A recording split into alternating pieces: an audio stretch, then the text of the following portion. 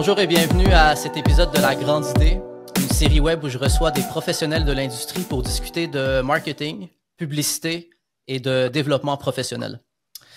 Quand je prépare une présentation client, un pitch ou une rencontre importante, je passe énormément de temps à structurer mes idées, mon storytelling, le choix des mots, puis l'ordre dans lequel je vais présenter les choses.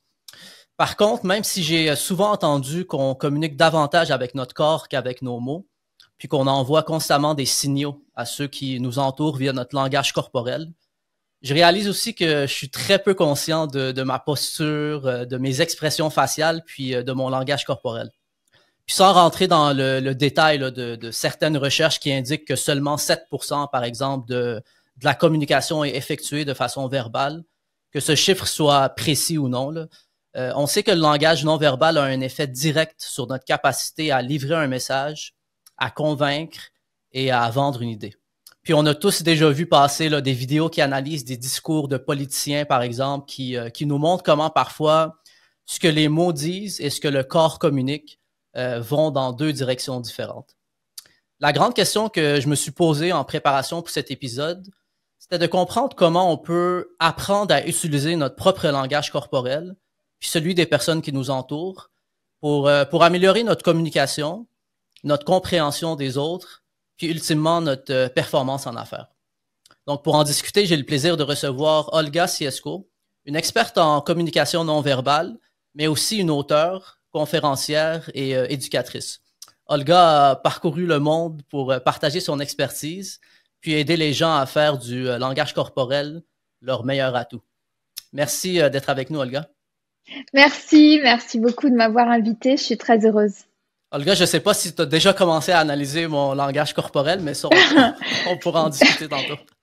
D'accord. Je t'avoue que je suis tellement... je t'écoute, je bois tes paroles quand on a une présentation, tu sais, de soi.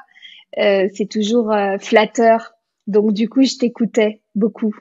C'est la moindre des choses. Olga, j'ai envie de commencer la discussion en te demandant qu'est-ce qui fait en sorte que tu es autant passionnée par le sujet du langage corporel, puis pourquoi les personnes qui nous écoutent devraient s'intéresser à ce sujet-là?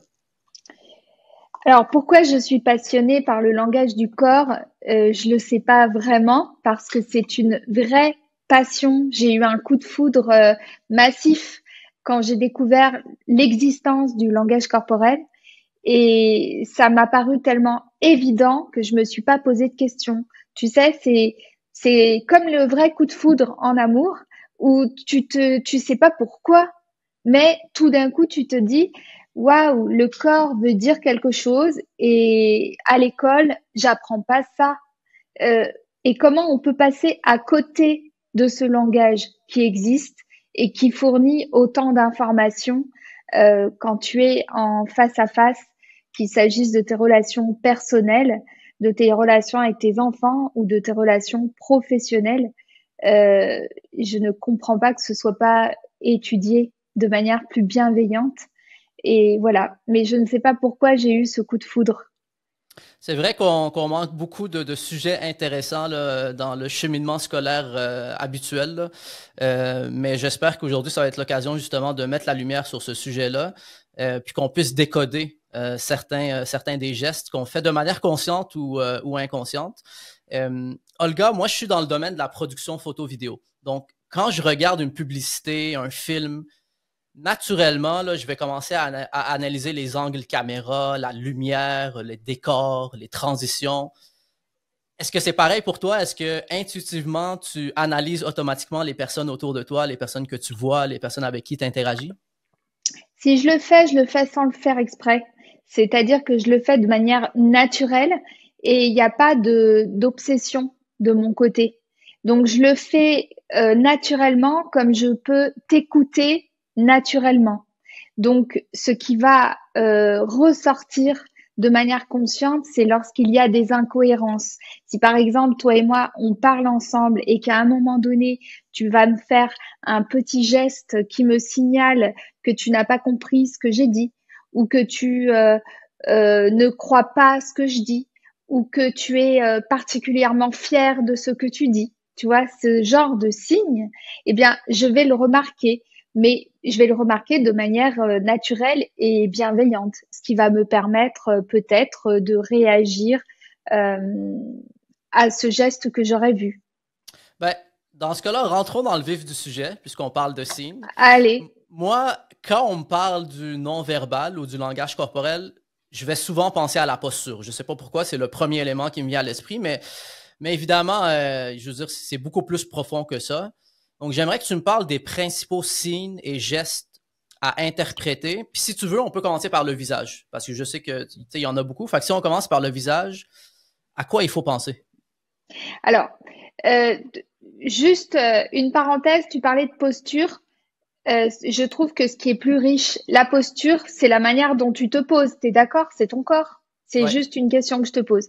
Parce que c'est pas si évident que ça pour décoder une posture. Par contre, ce qui est intéressant, là tu me poses des questions sur le visage, c'est tous les petits gestes que nous faisons lorsque nous échangeons. Le fait de se caresser le menton, de se gratter la joue, de se pincer le nez, de se frotter le sourcil. Bah, tu vois, tous ces petits gestes indiquent une émotion sur le moment où c'est fait. C'est très important que les gens comprennent que c'est une indication euh, sur le moment présent.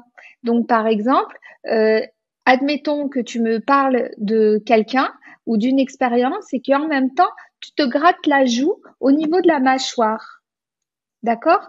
Moi, ça va m'indiquer que ce que tu vis quand tu racontes cette histoire, eh bien, te donne comme une envie de mordre. C'est quelque chose qui est difficile, mais difficile dans le sens où, quelque part, soit tu te sens agressé, soit tu as envie d'agresser.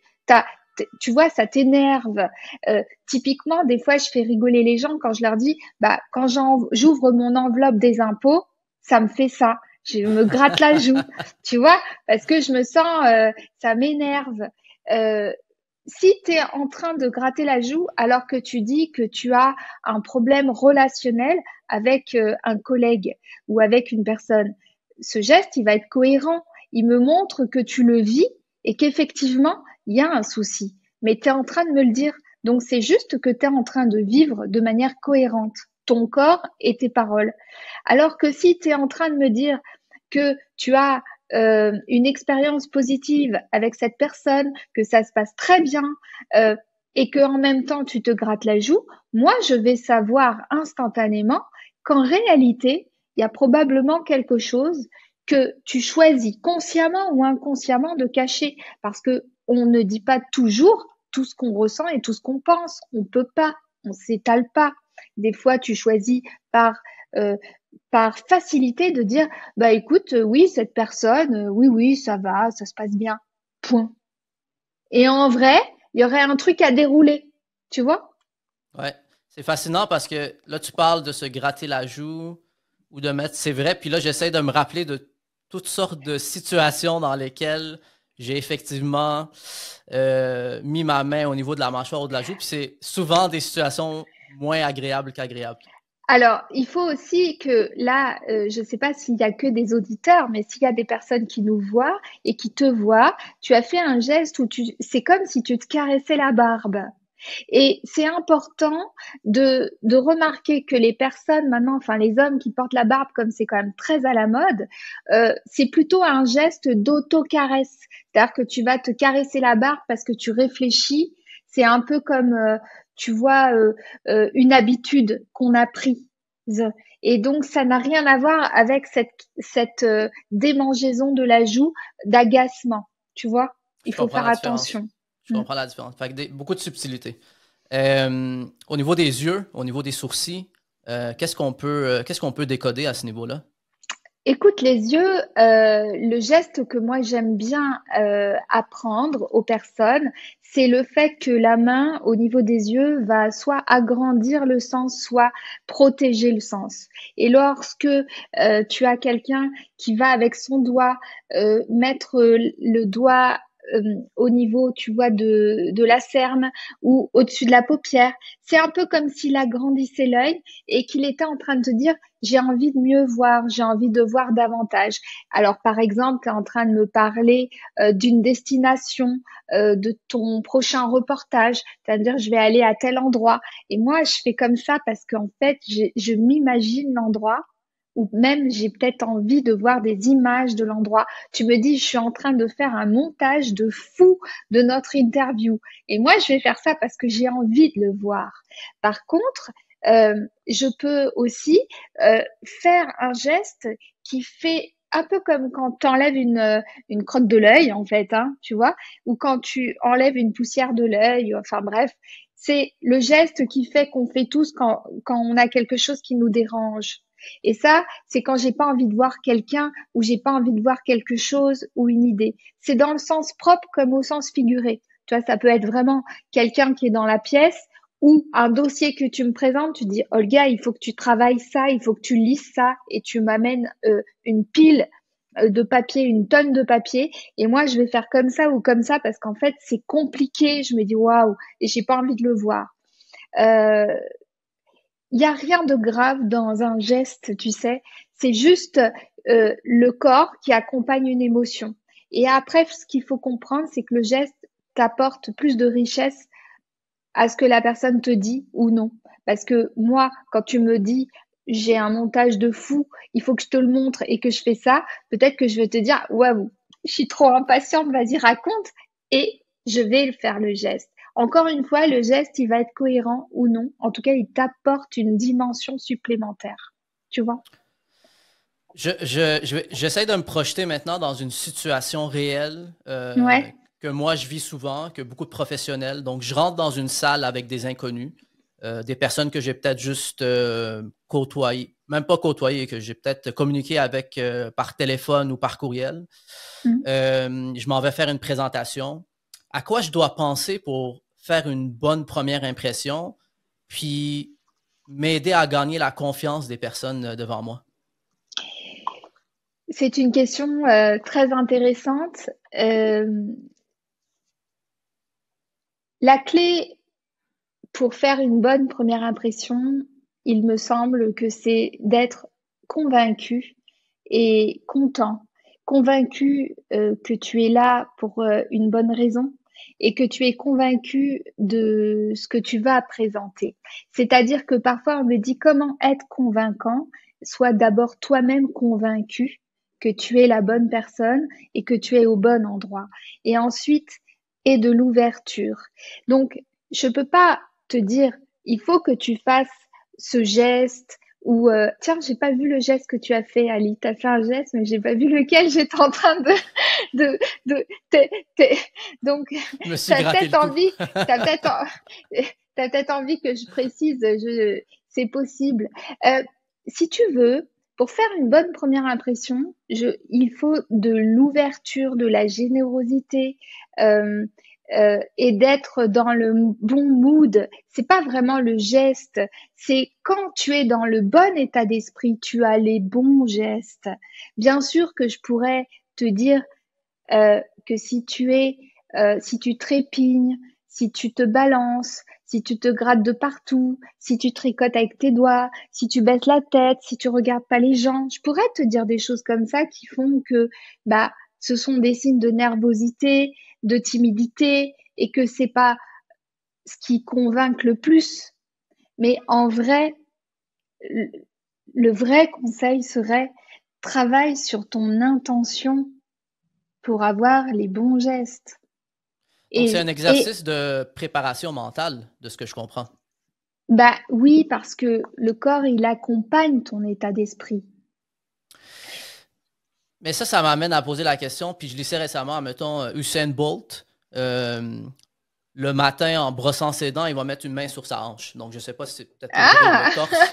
c'est vrai? Donc, donc Il là, a je dit me ça? demande, ouais, j'ai lu ça dans une entrevue. Puis, Ah, je me demandais, tu sais, est-ce que les gestes affectent le mental, puis ensuite de ça, le mental affecte les gestes? Est-ce que c'est comme un cercle? c'est fou ce que tu dis parce que justement, j'allais y venir. Effectivement, des études américaines ont montré que les gestes pouvaient influencer le mental et que les gestes que nous faisons lorsque nous sommes heureux, fiers, lorsque nous sommes grisés par la victoire, lorsqu'on se sent bien dans sa peau, on a des gestes plus ouverts, plus grands, plus amples, on se redresse, on prend plus de place, etc. Et donc, si tu veux, on sait aujourd'hui que lorsqu'on a une posture, tu as parlé de posture tout à l'heure, lorsqu'on a une posture plutôt droite, avec des épaules baissées, mais des épaules bien ouvertes, lorsque, tu vois, on prend de la place, lorsqu'on a des gestes amples, lorsque tu peux avoir aussi les jambes un petit peu plus, tu vois, pas trop serrées, hein, tu sais, qui prennent de la place, à la limite, tu pourrais même te sentir un peu comme un cow-boy, tu vois, le truc. Et ben, plus tu as ce genre d'attitude, et plus ton mental va croire que tu es dans cet état d'esprit. Et donc, ça t'aide. Donc, tu as des Américains qui vont dire, bah, fais ce geste jusqu'à ce que tu sois dans cet état d'esprit. Ce qui a été démontré, c'est que ces gestes-là vont te permettre de manière inconsciente, hein, tu t'en rends pas compte, de produire des hormones positives qui vont t'aider à moins stresser et à être plus dynamique. Donc, c'est très positif. Et Est-ce- forcément, après, bah, c'est un cercle vertueux. Puis est-ce qu'il y a deux ou trois gestes justement qu'on devrait s'habituer de faire plus souvent ou est-ce qu'on devrait intégrer une routine matinale quelconque pour nous mettre dans un mindset pour la journée? J'aime pas le terme de truquer le cerveau, là, mais est-ce qu'il y a certains gestes qui justement peut-être nous mettent sur une voie où est-ce qu'on a plus de chances d'augmenter cette confiance en soi? Il y a plus de chances d'augmenter la confiance en soi lorsque tu t'habitues à faire ces gestes qu'on appelle les gestes de power posture. C'est le nom de ces gestes-là. C'est-à-dire la posture de Superman où tu as les mains sur les hanches. Tu disais que Usain Bolt faisait ça. Effectivement, plus tu fais ce geste et mieux c'est. Je te dirais que moi, depuis que je connais les power postures, j'essaye régulièrement de me redresser. J'essaye régulièrement d'avoir des chaises avec des accoudoirs, ce qui est le cas aujourd'hui. J'ai des accoudoirs. Donc, j'essaye de prendre le plus souvent le plus de place possible quand je suis dans la voiture, que je suis passagère. J'essaye de me déplier aussi. Toi, c'est important de déplier le corps, de redresser la tête, de pas marcher la tête baissée, de pas marcher la tête baissée avec le téléphone portable. Essayez d'être haute. Tu sais, il n'y a pas très longtemps, j'étais en train, j'étais maintenant, je me suis embarquée dans une anecdote très personnelle. Alors du coup, maintenant que j'ai mis les deux pieds dedans, j'y vais. On y va. J'ai- Voilà, on y va. J'étais en train de prendre ma douche et j'ai des pensées, tu vois, je réfléchis, je pense, etc. Et puis, je pense à mon papa qui est décédé il y a un an et tout d'un coup, je pense à ma posture qui est une posture comme ça, recroquevillée, tu vois. Et je me dis, non, non, le gars, redresse-toi, respire, redresse-toi.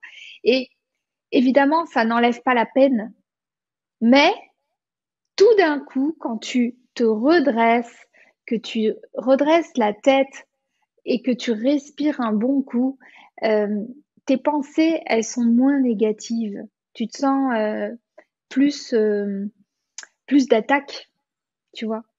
Il y a moins Faut le cette faire. lourdeur. Ouais. Oui, voilà. Il y a aussi un truc, puisque tu demandes une astuce, je suis pas du genre à faire des routines, méditation, etc. Moi, j'y arrive pas. Mais il y a un truc qui fonctionne bien lorsque tu le fais, c'est la musique. C'est que tu écoutes une musique qui te dynamise le matin. Et si tu as l'exigence de faire, de danser ou de chanter, alors là, tu es certain que tu vas avoir vraiment de bonnes dispositions pour attaquer ta journée. Parce que le chant, la danse, tout ça, c'est extrêmement bénéfique. Est-ce que c'est une des raisons pourquoi tu commences souvent tes conférences avec justement cette énergie sur le stage? Puis j'ai vu que tu faisais danser les personnes présentes dans la salle, que tout le monde est debout. C'est ça l'idée C'est, derrière? T'as bien travaillé, bravo! Parce que effectivement, j'aime bien démarrer comme ça. Avant même d'expliquer quoi que ce soit, je fais danser les gens quand ça s'y prête, quand mes clients sont d'accord en conférence. Je commence comme ça, et c'est plus tard que je leur explique le lien entre les mouvements du corps, l'état d'esprit, etc. Euh, je le fais aussi pour moi parce qu'il y a des moments, ça peut m'aider à faire baisser mon stress. Et Donc, j'accepte de le faire. c'est bénéfique pour les deux. Oui. Je suis curieux, tu fais beaucoup de formations, tu fais aussi du coaching. Je suis curieux de savoir, c'est quoi les plus grandes erreurs que tu vois, que tu dois corriger chez la majorité des personnes là, quand tu fais du Alors, coaching? je fais des formations et des conférences. Je fais pas de coaching, Ali.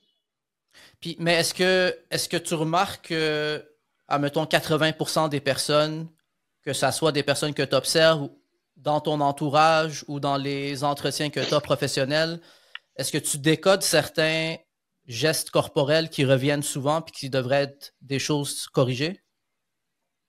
Non. Ce que je décode, ce que je remarque, parce que donc moi, je ne fais pas de coaching, je fais des formations en ligne. Tu vois, j'ai des vidéos de formation que je vends à travers mes réseaux sociaux, Instagram, mon site internet, et je fais des conférences. Euh, Ce que je remarque, c'est ce que on me dit et les gens qui se sont formés qui me disent. Euh, Il y a au niveau du langage corporel, ce qu'il faut savoir, c'est que le langage du corps est fiable. Le corps transmet toujours ce qu'on ressent. Le corps ne ment jamais. Mais ce qui est moins fiable, c'est parfois l'interprétation qu'on fait. Ça, c'est ce que je remarque tout le temps. Il n'y a pas très longtemps, j'ai une personne qui est revenue dans mon groupe Facebook privé des personnes qui ont acheté ma formation, qui me dit, Olga, tu as dit ça pour les coupables. Non, j'ai jamais dit que les coupables faisaient ce geste. Je fais exprès de pas te dire lequel, hein, d'accord? Parce que je Ouais. veux pas que les gens ensuite fassent des amalgames. C'est-à-dire que moi, j'ai dit, regarde, j'ai dit, on a remarqué que dans un grand nombre de cas où les personnes se sont avérées coupables, il y avait ce geste-là.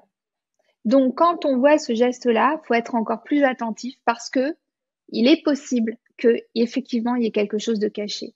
J'ai jamais dit, dans 100% des cas, quand tu vois ce geste, ça veut dire que la personne est coupable. C'est pas tout à fait pareil. Et c'est là où l'apprentissage, il est vraiment important. Parce que les personnes, même avec de la bonne volonté, vont trop vite dans l'apprentissage et font trop de raccourcis. Et c'est là le danger. Je sais que j'ai pas répondu tout à fait à ta question, Ali. Non, mais je comprends aussi ce que tu dis, c'est que on peut apprendre à décoder le langage corporel, mais c'est pas une finalité en soi, c'est plus quelque chose qui peut nous amener à creuser peut-être davantage pour comprendre justement cette personne-là. Oui, et il faut comprendre aussi qu'on peut pas tout expliquer. On veut pas tout comprendre. C'est pas important de comprendre le moindre battement de cils, la moindre dilatation de paupières. Enfin, tu vois, je sais même pas. Euh, Alors que tu as des personnes qui sont des fois trop enthousiastes dans le décodage et qui veulent tout expliquer et qui sont trop intrusives. Et moi, j'essaye d'expliquer à ceux que je forme qu'il faut pas être intrusif. Il faut s'observer soi-même, essayer de comprendre soi-même pourquoi on a fait ce geste-là, dans quelles circonstances, est-ce que c'est grave, est-ce que c'est pas grave, il n'y a rien de grave en général. C'est juste que il faut admettre que on a une pensée qui nous traverse. Mais quand tu comprends sur toi, tu peux mieux comprendre sur l'autre sans avoir l'impression d'être entouré par des gens qui sont des menteurs. Tu vois, moi, je lutte beaucoup, beaucoup contre cette idée-là. Ouais.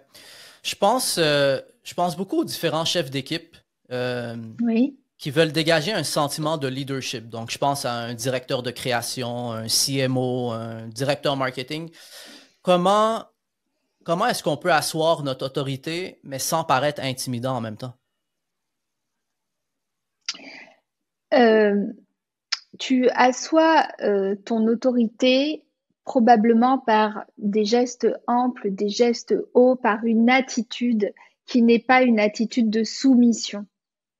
Les gens qui sont bien dans leur peau et qui sont donc propices à avoir du charisme, ce sont des personnes qui ont des gestes plutôt amples, ouverts, tu vois, à une bonne hauteur, qui regardent dans les yeux, qui ne sont pas recroquevillés sur eux-mêmes, etc. Pour ne pas être perçu comme hautain, c'est ça que tu me disais, comment ne pas intimider? C'est Exactement, ouais. c'est dans l'attitude aussi, c'est-à-dire l'attitude d'ouverture, de rapprochement, euh, le fait d'écouter, de regarder, de sourire. Si tu es compétent, mais que tu es dédaigneux, que tu regardes de haut, que tu ne souris pas, que tu poses une question, que tu écoutes pas, tu sais, c'est comme serrer la main, une poignée de main qui soit équilibrée, c'est une poignée de main où les deux personnes se regardent, se disent bonjour, ont envie de se saluer, euh, éventuellement même peuvent se sourire aussi, tu vois. Mais si, par exemple, imagine que quelqu'un te serre la main en regardant quelqu'un d'autre et en disant ah ouais ça va toi, bon, c'est ça qui va pas, tu vois. Puis si je veux faire un petit résumé, là, disons, je reviens à mon scénario initial, je rentre dans la salle, je m'en viens rencontrer un nouveau client. Donc le contact visuel, le Oui. sourire, la bonne poignée de main. Si je m'assois, c'est d'avoir le dos bien droit, les épaules un peu écartées, le torse sorti, ou j'essaie Oui, juste de faire un petit résumé. Ouais. oui, et puis selon, alors, disons que tu as parlé tu mets en scène quelque chose, mais c'est important. Là, par exemple, si je te dis, tu peux t'appuyer aussi sur la table et te mettre en avant, mais tout dépend de comment est la table. Est-ce que c'est une table ronde ou est-ce que c'est le bureau du gars? Si c'est le bureau du gars, probablement que tu le feras pas parce que ça serait intrusif par rapport à son territoire. Mais si par exemple, tu as rendez-vous avec une personne et c'est comme une salle de réunion, une table de réunion, eh bien, le fait, au moment de prendre la parole, d'être plus en avant, va donner une sensation, tu vois, que tu es plus dans l'intérêt de la communication. Donc, quand je dis d'avoir le dos droit et les épaules basses, je dis pas de rester en recul. Tu vois, il faut aussi s'avancer. Il faut aussi que tes mains soient visibles, par exemple. Tu vois, c'est très important parce qu'inconsciemment, les mains visibles donnent la sensation que tu n'as rien à cacher. Et puis, on sait que les mains, ça favorise la communication, ça te permet de choisir les bons mots, ça te permet de dessiner ce que tu vas dire, ça te permet aussi de rendre plus attentif l'autre. Donc, c'est très important que tu aies tes mains libres. Et si tu stresses, un bon tips, c'est d'avoir un stylo avec toi ou voilà, un stylo, ça peut faire baisser ton stress. Avoir un objet euh, dans la main. Ça évite d'avoir les clés, le portable. Le portable, c'est une catastrophe. Hein, il faut pas que et où, où tu vois le café, etc. Lorsqu'on a quelque chose dans la main, ça permet de déstresser. C'est pour ça que les gens ont souvent quelque chose dans la main, sans s'en rendre compte. C'est un peu comme un doudou. Ben, j'aime ça le fait d'être penché vers l'avant, le fait que ça communique, qu'on est engagé dans la conversation, puis engagé avec la personne devant nous. Oui, il y Puis, a un autre tips. Tu veux que je te oui, le s'il te donne? plaît. Là, j'y pense Oui. parce que je me vois là. Il y a aussi le fait d'avoir un axe un petit peu penché. Tu vois, j'ai la tête un petit peu sur le côté. Alors, je veux pas que les gens pensent qu'il faut le faire exprès.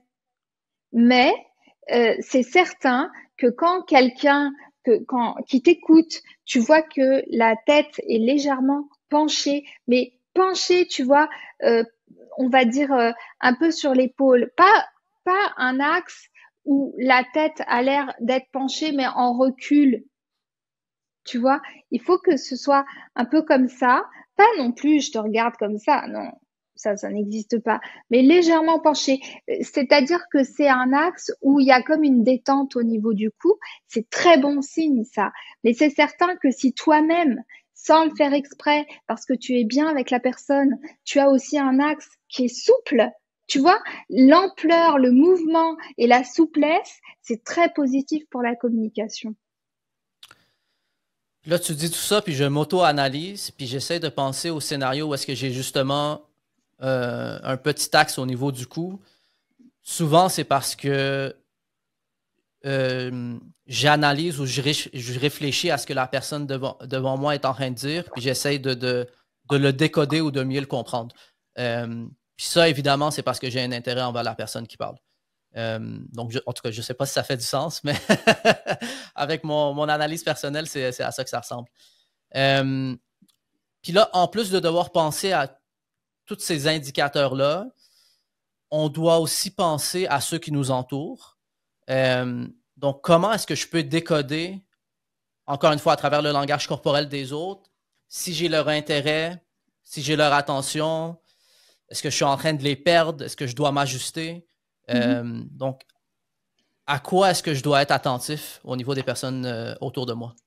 Je pense que, alors, je vais te donner un tips. Attends que je note déjà.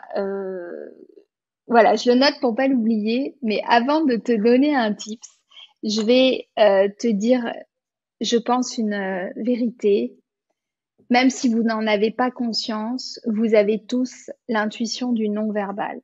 C'est-à-dire que de manière intuitive, je crois que nous tous, nous sommes capables de comprendre le non-verbal de ceux qui nous entourent. Et quelqu'un qui ne t'écoute plus et que tu perds, il a des signes où il est plus vraiment avec toi. Combien de fois je peux voir, même au sein d'une famille ou à table, je reviendrai après dans ton exemple de face à face professionnel, mais c'est pour que tout le monde se projette. Combien de fois on a vu des gens au restaurant manger ensemble et regarder leur téléphone portable? De plus en plus. Exactement. Des jeunes qui sont avec leur téléphone au lieu de rigoler ensemble, de discuter ensemble. Euh, la personne qui ne t'écoute plus, c'est quelqu'un qui te regarde plus. C'est quelqu'un qui ne sourit pas. C'est quelqu'un qui est oui, qui te regarde plus, qui regarde ailleurs ou qui regarde son stylo ou qui, tu vois, il y a forcément des signes euh, de, de décrochage. Le tips que je voulais te donner et donner à tes auditeurs qui montre que la personne n'a pas compris ce que tu as dit. C'est pas qu'elle veut ne pas être avec toi, qu'elle n'est pas solidaire, mais c'est qu'elle n'est plus, elle ne comprend pas ce que tu dis, par exemple. C'est lorsque tu remarques que la personne ne cligne plus des yeux, par exemple. Si Hmm. tu vois, alors pour ceux qui nous voient, je vais le faire. Et tu vois, la Ouais, personne, elle cligne plus des yeux ouais. parce qu'elle t'écoute, mais elle cligne plus des yeux parce qu'elle n'a pas compris ce que tu as dit. Ça, c'est intéressant. Ça, je l'avais Et jamais, tu vois, en tout cas, j'y avais euh, jamais pensé. ouais, c'est-à-dire que tu parles d'un truc et la personne, elle te regarde, elle fait, au lieu de faire, tu vois, d'avoir des clignements de paupières réguliers, etc. Et là, c'est que tu l'as perdu. Parce que la plupart du temps, tu peux lui dire, est-ce que tu comprends ce que je veux dire? Elle va te dire oui ou elle va te dire non, hein, voilà. Mais au moins, tu lui tends la perche. Ça, c'est un bon tips, quand il y a plus de clignements de paupières. J'aime ça. J'aime ça. Puis, est-ce qu'il y a des façons d'utiliser le langage corporel pour, je sais pas, mettons, anticiper ou répondre à des objections qui s'en viennent?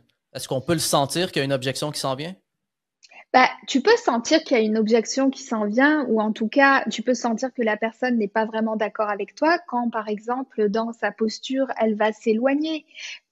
faisons quelque chose de simple. Admettons que tu proposes quelque chose, tu dis quelque chose, les gens sont plutôt en avant sur la table, tu vois, ils ont une posture d'intérêt, c'est-à-dire qu'ils ont posé leur coude sur la table et tout le monde est en discussion. Admettons que tu proposes quelque chose et au moment de cette proposition, tu as quelqu'un qui va se reculer et qui va s'adosser à la chaise et qui, par exemple, va mettre les mains même peut-être même les mains en dessous de la table. Là, c'est qu'il y a forcément un recul. Ça peut être un recul parce qu'elle n'est pas d'accord avec toi, un recul parce qu'elle est ennuyée par ce que tu proposes, mais ça peut être aussi, admettons, un recul parce que ça demande de la réflexion et qu'elle va se reculer pour dire, OK, il propose ça, comment on va faire? Donc, c'est pas forcément mauvais, mais tu vois, je fais exprès de te dire qu'il y a plusieurs possibilités parce qu'il n'y a jamais une réponse exacte. Il y a toujours comme un champ, tu vois, un champ de probabilité.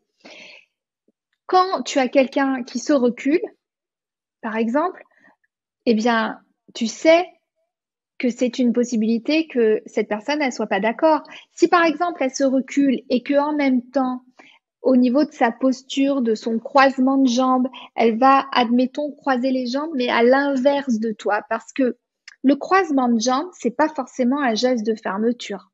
Le savais-tu? Non, j'ai jamais analysé vraiment le croisement de jambes en soi. Et pourtant, on croise très, très, très souvent les jambes, hein. Croiser les jambes, c'est confortable. Donc, c'est déjà un geste de confort. Il faut pas tout de suite imaginer que la personne est fermée parce qu'elle croise les jambes. C'est faux.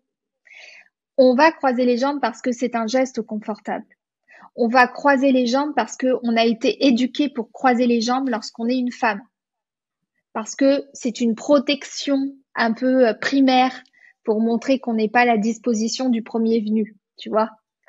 Et puis, on va croiser les jambes euh, pour se rapprocher de quelqu'un. Parce que tu vois, quand on croise les jambes, bah, on amorce un mouvement et on peut, par exemple, se rapprocher de la personne. Hmm. Mais si, par exemple, je fais comme ça, bah là, je m'éloigne de toi, tu vois? Ou là, Ouais. je me rapproche de toi. Et donc, le mouvement de jambe va indiquer le fait que j'ai envie d'aller vers toi ou que j'ai envie de m'éloigner de toi. Alors, si, par exemple, à la suite d'une proposition, on va faire un truc très schématique, caricatural. Tu fais une super proposition et tu as quelqu'un qui se gratte la joue, comme on a dit tout à l'heure, qui en même temps se recule et croise les jambes en extérieur de toi, alors là, il y a quand même des chances qu'elle soit pas d'accord, tu vois. Ouais. Ouais. Alors qu'une personne est adossée, tu fais une proposition et elle se dit, waouh, génial, j'adore. Bon, bah là, tu vois, c'est le contraire. Ou peut-être qu'elle dit waouh, génial, j'adore en faisant justement les gestes de elle recule. Ben, peut-être c'est pour pas me décevoir en réalité, mais je peux décoder peut-être le fait que peut-être que cette personne-là est pas très à l'aise de me le dire en face.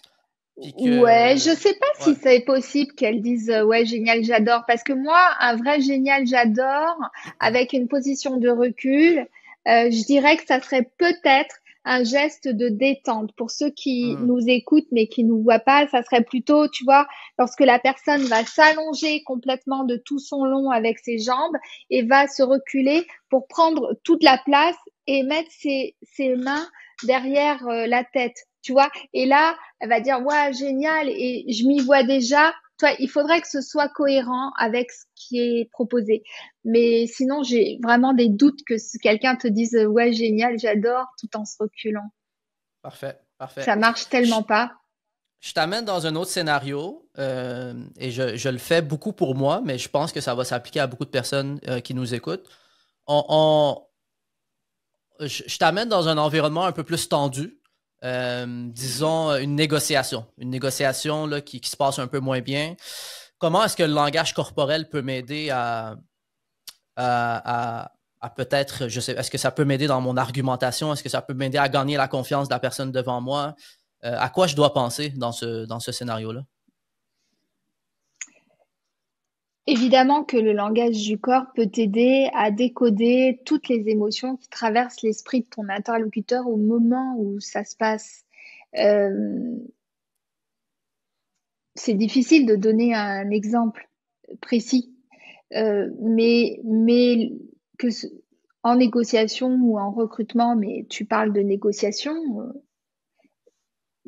tu vas savoir ce que ressent l'interlocuteur et ce qu'il pense au moment présent que tu vois les gestes. Mm. Puis moi, de mon côté à moi, si je veux me donner les meilleures chances là, de réussir dans ma négociation, est-ce qu'il y a une posture ou une façon de me comporter physiquement qui va m'avantager? Ce qui est plus avantageux, c'est d'être dans une posture euh, de confiance. C'est ce qui correspond aux gens qui sont confiants, charismatiques. Tu sais, quand on parle de charisme dans le non-verbal, c'est émettre des signaux euh, de, tu sais, qui font que tu es compétent et sympathique à la fois. Ouais.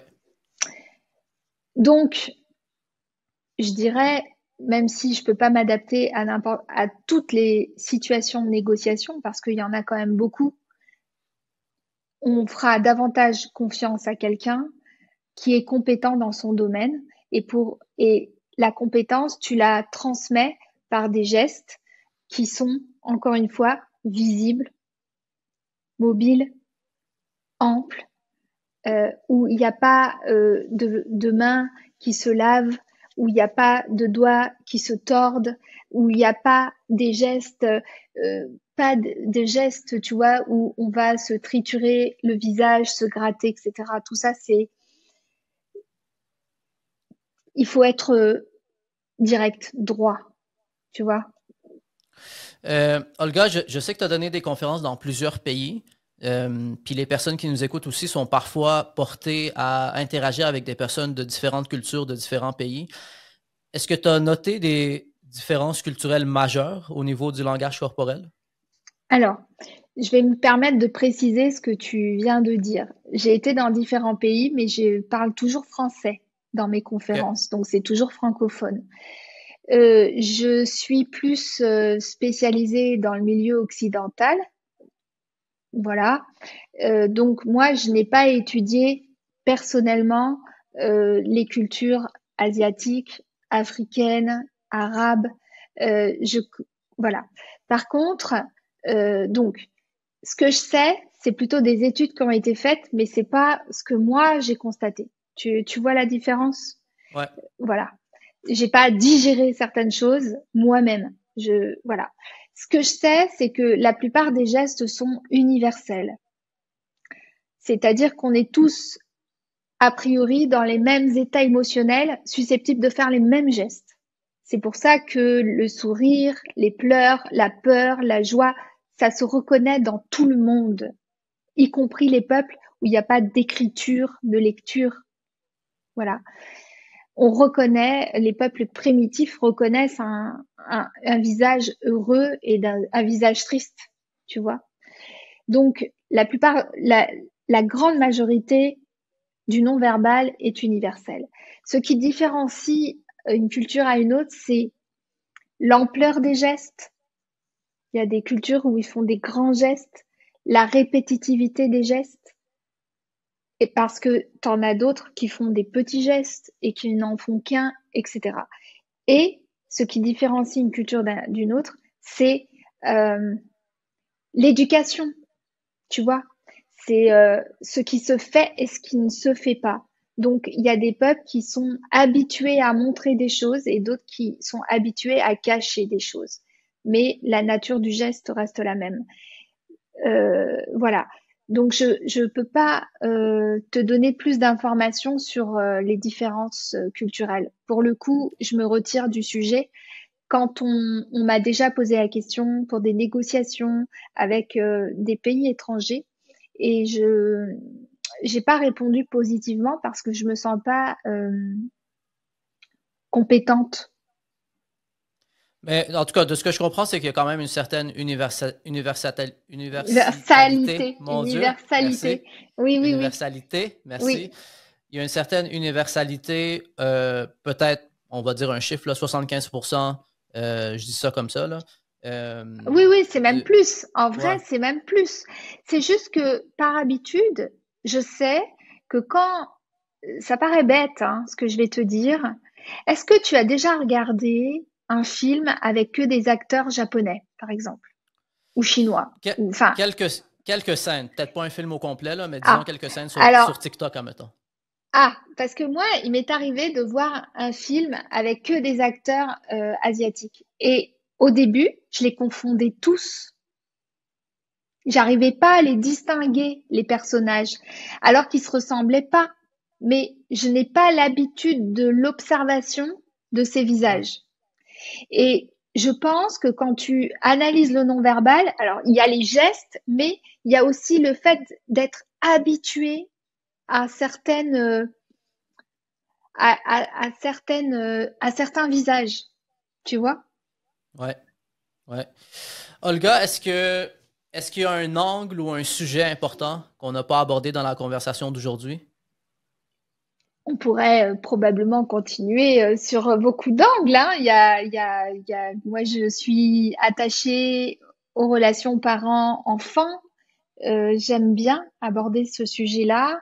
Il y a aussi le sujet de la rencontre amoureuse euh, qui me touche aussi parce que j'ai connu beaucoup de femmes qui ont souffert parce qu'elles se faisaient des illusions, parce elles ne voulaient pas voir les signes, euh, pas que du non-verbal, mais même du comportement de l'autre qui était un comportement de désintérêt, mais il y a notamment des femmes qui sont tellement en demande d'amour et de tendresse que parfois elles deviennent aveugles.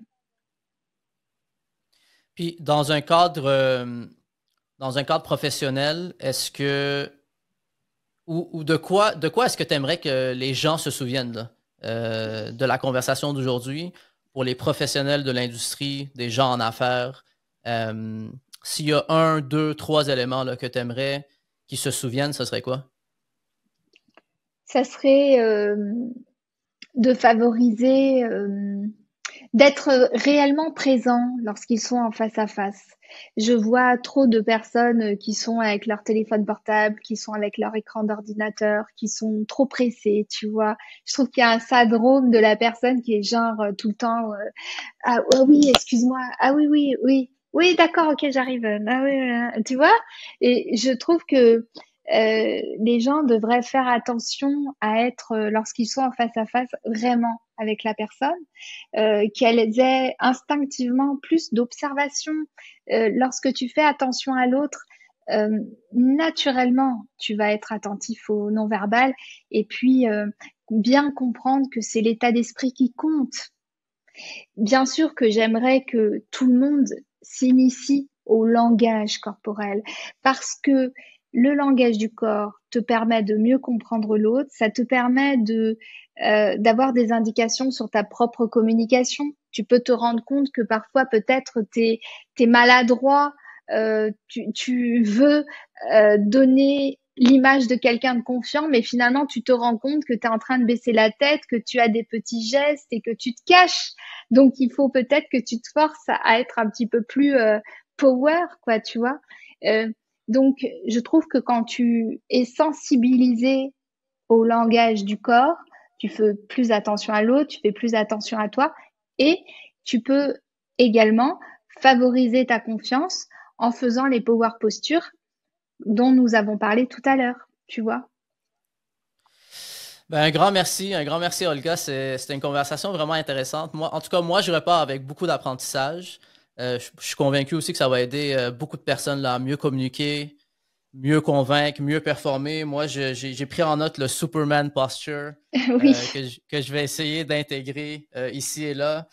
Les mains visibles, ça, c'est pas quelque chose auquel je pensais. Être engagé dans la conversation avec l'angle de mon corps. ouais, Euh, exact. ça, Ça, je pense que c'est des choses qui sont simples, mais qui sont facilement applicables. Donc, je repars avec des petits trucs comme ça, puis je suis sûr que les personnes qui nous écoutent, chacun, selon sa réalité, va être capable de faire quelques ajustements pour l'aider à mieux performer. Donc, un grand merci, Olga. Mais merci à toi.